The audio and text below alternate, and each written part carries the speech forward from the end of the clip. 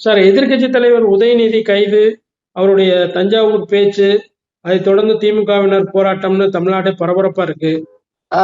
திரு உதயநிதி ஸ்டாலின் அவர்கள் பிரதான எதிர்க்கட்சி தலைவர், ஏற்கனவே முன்னாள் துணை முதல்வராக இருந்திருக்கிறார்.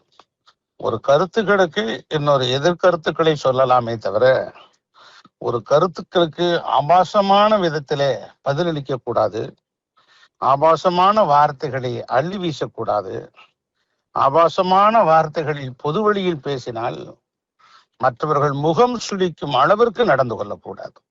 அதுதான் ஒரு கண்ணியமிக்க தலைவருக்கு அழகு. அந்த கண்ணியமிக்க தலைவர் என்கிற அடையாளத்தை அவர் இழந்து விட்டார்.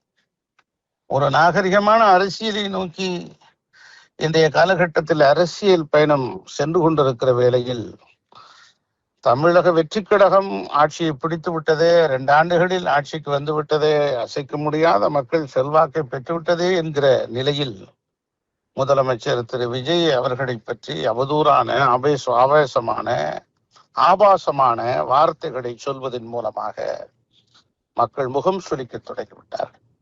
ஏற்கனவே முதலிடத்திலிருந்த திராவிட முன்னேற்ற கழகத்தை அதன் தலைவரை தோற்கடித்து 2வது இடத்துக்கு தள்ளப்பட்ட நிலையில் இது போன்று அவர்கள் தரம் தாழ்ந்த பெண்களை இழிவுபடுத்தி வந்தால் தமிழகத்தின் அரசியல் கடத்திலிருந்து அப்புறப்படுத்தப்பட்டு விடுவார்கள் என்பதை அவர்கள் மறந்துவிடக்கூடாது. ஆக எப்போதுமே கண்ணியமான வார்த்தைகளை உதிக்க வேண்டும், நாகரிகமான வார்த்தைகளை எடுத்து சொல்ல வேண்டும். அது அரசியல் கடத்துக்கு எப்போதுமே உதவும். அதுதான் பொதுமக்களுடைய பணி. பார்த்து கொண்டிருக்கிறார்கள். அதாவது ஒரு அடிப்படையான சித்தாந்தம் கருத்துக்கள் என்னவென்று கேட்டால், நாம் தமிழ்நாட்டினுடைய நலனுக்காக உழைக்கிறோம். அதில் தமிழக வெற்றி கழகம், திராவிட முன்னேற்ற கழகம், அதிமுக என்கிற பல்வேறு கட்சிகள் இருக்கலாம். ஆனால் ஒட்டுமொத்தமாக இந்த எங்கு போய் சேரப்போகிறது என்று சொன்னால் தமிழகத்தினுடைய நலனுக்காக, மக்களுடைய சேவைகளுக்காக என்பதை புரிந்து கொண்டு மக்கள் சேவையில் நாகரிகமாக பணியாற்றுவதை திரு உதயநிதி கற்றுக்கொள்ள வேண்டும் என்பதற்காகத்தான் இந்த கைது நடவடிக்கை. ஆக இவர் இது போன்று இருக்கக்கூடிய ஆபாச வார்த்தைகளை உதித்ததற்கு அவருக்கு வன்மையான கண்டனம்.